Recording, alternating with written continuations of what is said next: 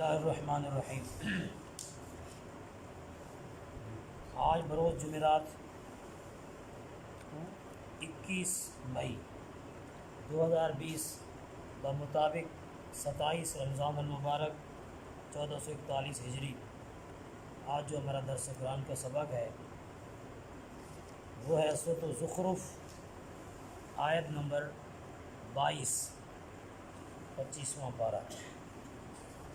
اعوذ باللہ من الشیطان الرجیم، بسم اللہ الرحمن الرحیم۔ بل قالوا انا وجدنا آباءنا على أمة وإنا على آثارهم مهتدون وكذلك ما أرسلنا من قبلك في قرية من نذير إلا قال مترفوها إنا وجدنا آباءنا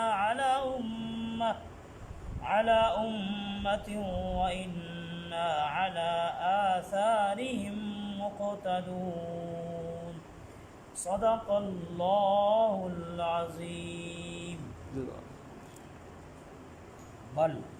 بلکہ در حقیقت قالو وہ کفار کہنے لگے، انا بے شک ہم نے، وجدنا ہم نے پایا، آباءنا اپنے باپ دادا کو، علی امتن ایک طریقے پر، وَإِنَّا اور بے شک ہم، علی آثارہم ان کے نقش قدم پر۔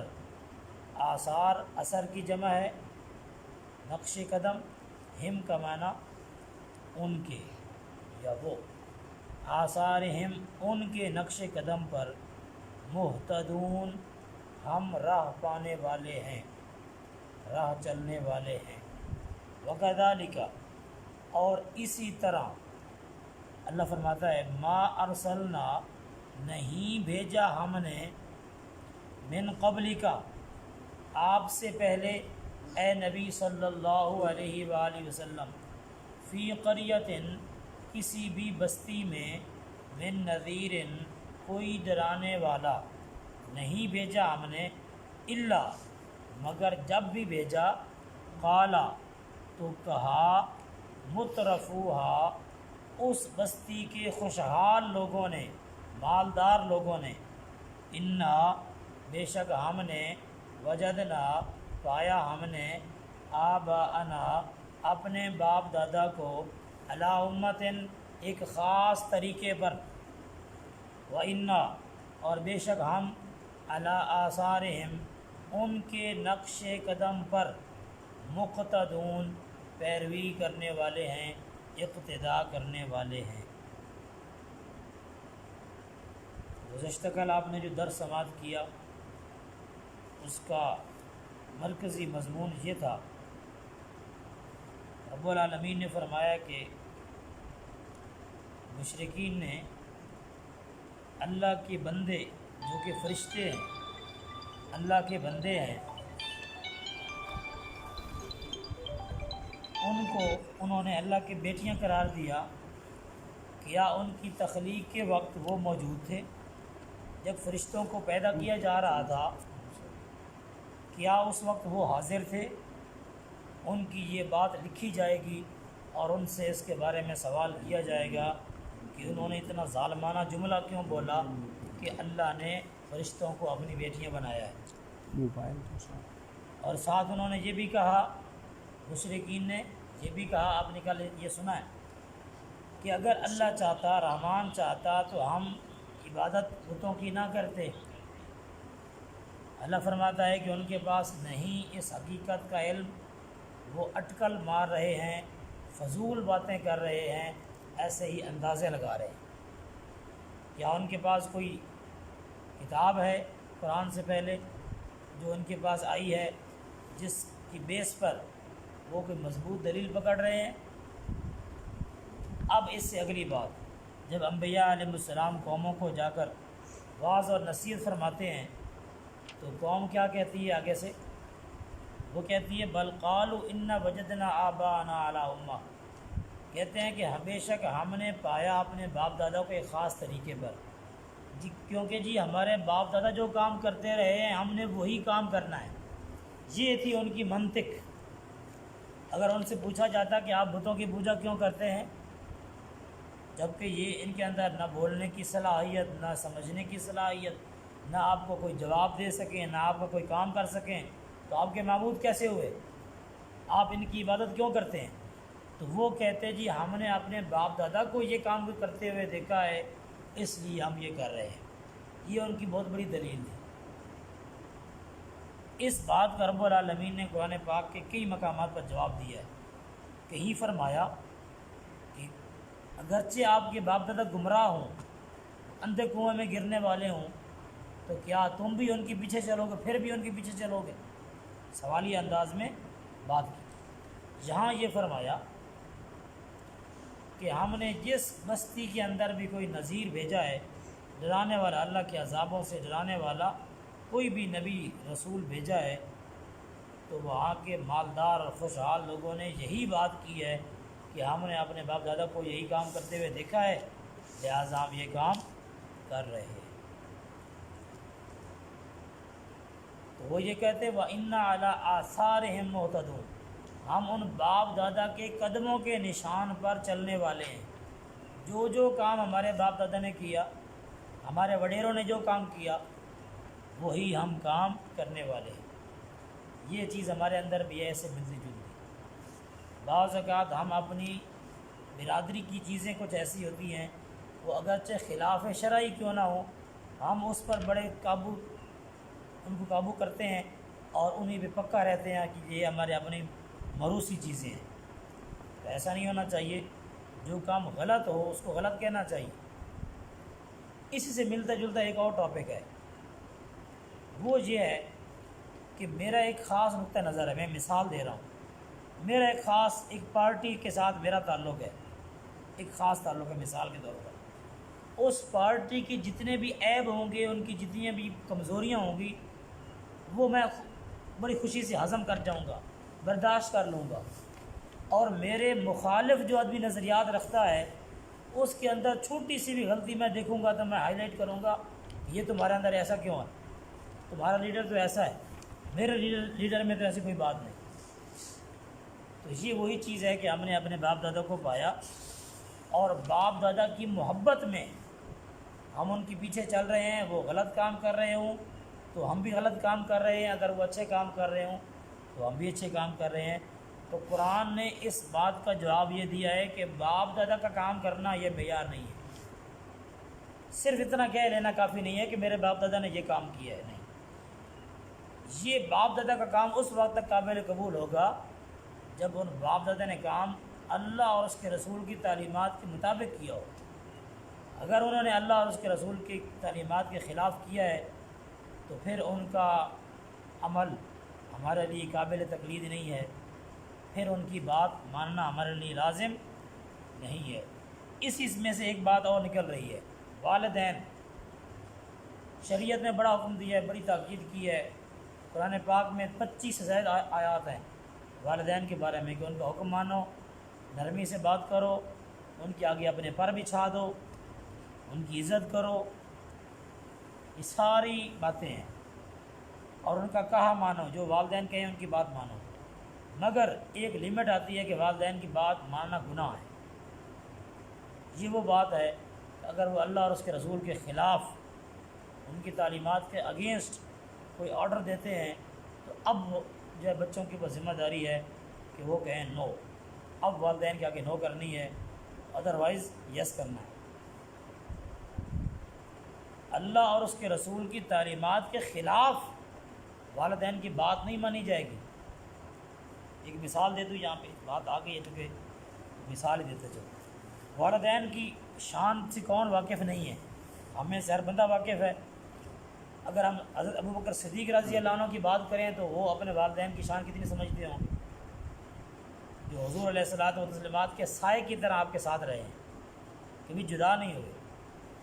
ایک مرتبہ انہوں نے اپنے والدین کو تھپڑ لگا دیا، اپنے والد گرامی کا، ابو قحافہ، ابھی اس وقت مسلمان نہیں ہوئے تھے، سفید داڑھی تھی ان کی، تھپڑ لگا دیا، مشہور ہو گیا مدینے میں، مکے میں مشہور ہو گیا کہ ابو بکر نے اپنے والد کو تھپڑ مار دیا۔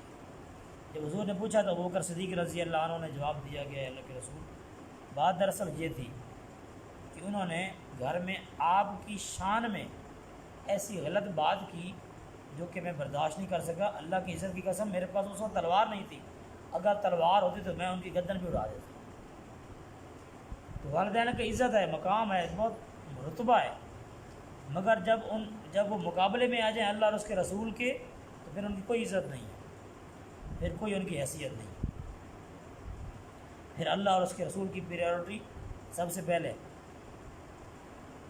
تو یہاں بات یہ ہو رہی تھی کہ باپ دادا کے طریقوں پر چلنا یہ کوئی بنیاد نہیں ہے، بنیاد یہ ہے اللہ اور اس کا رسول، ان کی تعلیمات کیا ہے۔ وَكَذَلِكَ مَا أَرْسَلْنَا مِن قَبْلِكَ فِي قَرْيَةٍ مِّن نَذِيرٍ، اللہ فرماتا ہے اسی طرح ہم نے جس بستی کے اندر بھی کوئی رسول بھیجا ہے، کوئی بھی بستی تھی جو ان کو ڈرانے والا تھا اور ان کی اصلاح کرنے والا تھا، تو ہوا کیا ہے، الا قال مترفوها، یہ مترفوها کے لفظ پہ غور کرنے کی ضرورت ہے کہ اس قوم کے، اس بستی کے وڈیرے بولے، انہوں نے یہ کہا۔ اس سے یہ پتہ چلا کہ انبیاء کے خلاف مہم چلانے میں اور گستاخیاں کرنے میں وڈیروں کا ہاتھ زیادہ رہا ہے۔ غرباء ان کی ہاں میں ہاں ملاتے رہے ہیں، مگر جو پہل کرنے والے ہیں وہ وڈیرے ہیں، مالدار طبقہ ہے۔ غرباء اس معاملے میں پیچھے رہے ہیں۔ الا قال مترفوها، اس کے خوشحال لوگوں نے یہ کہا، انا وجدنا آباءنا علی امہ، بے شک ہم نے باپ دادا کو ایک خاص طریقے پہ پایا ہے، وَإِنَّا عَلَىٰ آثَارِهِم مُقْتَدُونَ، اور ہم ان کے نقش قدم کی پیروی کرنے والے ہیں، ہم تو ان کے پیچھے ہی چلیں گے، ہم تو ان کی بات مانیں گے، جو ہمارے باپ دادا نے کہا ہے ہم تو ان کی پیروی کریں گے۔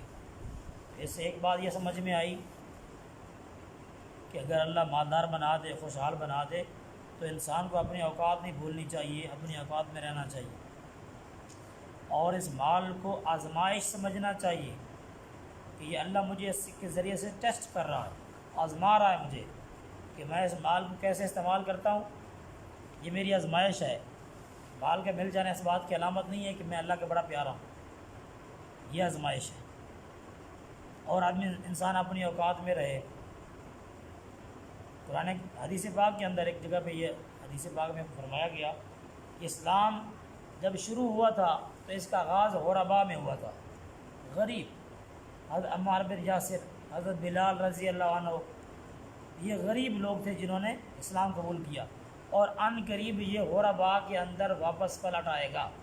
یہ حدیث پاک ہے کہ آپ کو اسلام غرباء میں نظر آئے گا، عمراء میں نظر نہیں آئے گا۔ علامہ اقبال نے اپنے اشعار میں بھی اس طرف اشارہ کیا ہے، جا کے ہوتے ہیں مساجد میں صف آرا تو غریب، زحمت روزہ جو کرتے ہیں گوارا تو غریب، نام لیتا ہے اگر کوئی ہمارا تو غریب، پردہ رکھتا ہے اگر کوئی تمہارا تو غریب، عمرا نشہ دولت میں ہے غافل ہم سے، زندہ ہے یہ ملت بیضا غرباء کے دم سے، غریبوں کی وجہ سے یہ ملت زندہ ہے۔ ایک حدیث پاک میں آتا ہے، حضور علیہ الصلوۃ والتسلیمات نے فرمایا، حل ترزقون وینصرون الا بضعفائکم، تمہیں جو رزق دیا جاتا ہے اور تمہاری جو مدد کی جاتی ہے، ایک حدیث پاک میں آتا ہے جو تم پر بارشیں برسائی جاتی ہیں، یہ اس وجہ سے ہے کہ جو تمہارے جو غریب طبقے کے لوگ ہیں، کمزور لوگ ہیں، ماڑے لوگ جو ہیں، ان کی وجہ سے۔ ایک حدیث پاک میں آتا ہے اگر ماڑے لوگ، کمزور لوگ ختم ہو جائیں اور جانور مویشی ختم ہو جائیں تو تمہارے اوپر اے مالدارو اللہ کی رحمتیں برسنا ہی بند ہو جائیں گی۔ اس کی وجہ یہ ہے کہ مال اپنے اندر فسادات بہت رکھتا ہے، فساد ہے اس میں، زکوٰۃ ادا نہیں ہوتی، انسان زکوٰۃ مال کے لالچ میں زکوٰۃ نہیں دیتا، لوگوں کے جو حقوق بنتے ہیں وہ ادا نہیں کرتا، تو اس طریقے سے انسان نقصان میں اور خسارے میں چلا جاتا ہے۔ تو باپ دادا کی بات ماننی چاہیے، ان کی عزت احترام کرنا چاہیے، مگر جب وہ اللہ اور اس کے رسول کی تعلیمات کے خلاف کوئی بات کریں تو پھر بغاوت ہے، پھر اعلان ہے کہ جی آپ کی بات نہیں مانی جائے گی۔ آپ کی عزت احترام اپنی جگہ، مگر یہ نہیں ہو سکتا۔ حضرت سعد بن ابی وقاص رضی اللہ عنہ جب ایمان لائے نا تو ان کی والدہ نے قسم کھا لی تھی کہ میں بھوکی مر جاؤں گی، کھانا نہیں کھاؤں گی جب تک سعد اپنے آبائی دین پہ واپس نہ پلٹے۔ تو حضرت سعد نے 3 دن انتظار کیا، 3 دن والدہ کی منت ترلے کرتے رہے کہ امی صاحبہ کھانا کھا لیں، اپنے آپ کو مشقت میں نہ ڈالیں، کھانا کھا لیں۔ انہوں نے کہا میں مر جاؤں گی لیکن میں کھانا نہیں کھاؤں گی جب تک آپ واپس اس دین پہ نہ آئیں۔ تو ان کو پھر طیش آ گیا، انہوں نے کہا امی اگر یہ بات ہے نا تو آپ کے دوسرے ایک جان ہے جسم کے اندر، اللہ کی عزت کی قسم اگر آپ کے جسم میں 1000 جانیں ہوں اور ایک ایک کر کے میری آنکھوں کے سامنے نکلیں میں برداشت کر جاؤں گا، مگر دین محمد کو نہیں چھوڑ سکتا صلی اللہ علیہ وآلہ وسلم۔ جب ان کی والدہ نے یہ جذبہ، یہ ہمت اور یہ ولولہ دیکھا تو انہوں نے کہا چلو پھر کھانا کھا ہی لیتی ہوں، آپ نے تو اس دین کو نہیں چھوڑنا۔ اللہ رب العالمین آپ ہم سب کو قرآن پاک کی رحمت برکت نصیب فرمائے، آمین، ہماری مشکلات کو آسان فرمائے، آمین، اور اس قرآن کے ساتھ جو ہم ٹائم لگا رہے ہیں اس کو سننے کے لیے، سیکھنے کے لیے، اس کی برکت سے اللہ رب العالمین ہمارے کردار کو جگمگا دے، ہمیں پاکیزہ اور طہارت والی، پاکیزگی والی، اچھے کردار والی زندگی عطا فرمائے، اور اسی قرآن پر عمل کر کے اور اسی قرآن سے محبت کر کے ہمیں دنیا و آخرت میں اللہ رب العالمین کامیابی نصیب فرمائے۔ آمین۔ وآخر دعوانا الحمدللہ رب العالمین۔ اللہم صلی وسلم وبارک علی سیدنا و حبیبنا و شفیعنا محمد وبارک وسلم۔ الہ العالمین کلام پاک کے سمجھ نصیب فرما، اس کی مفاہیم و مضامین ہمارے لیے آسان کر۔ یہ کتاب انقلاب ہے، اس کتاب کے ذریعے سے ہمیں اپنی زندگیوں کو بدلنے کی توفیق عطا فرما۔ الہ العالمین اس کی رحمتیں، اس کی برکتیں، برکات و ثمرات ہم سب کو نصیب فرما۔ یا رب العالمین کتاب و سنت پر عمل پیرا ہو کر دنیا و آخرت کی کامیابیاں سمیٹنے کی توفیق عطا فرما، خاتمہ بالایمان نصیب فرما۔ جب ہم اس دنیا سے جاننے لگیں نزا کا عالم طاری ہو تو ہم سب کی زبان پہ جاری ہو لا الہ الا اللہ محمد رسول اللہ، وصلی اللہ علی النبی الکریم وعلی آلہ وصحبہ اجمعین۔